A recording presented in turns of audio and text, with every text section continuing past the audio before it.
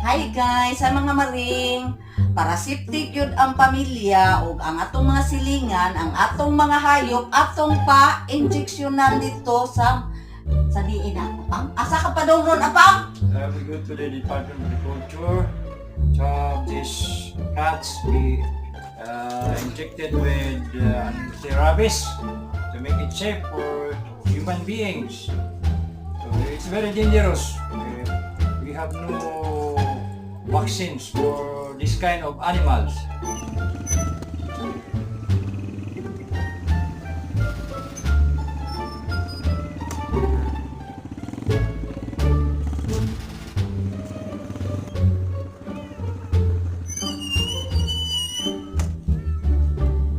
Bawal man mag-vlog sa Latino.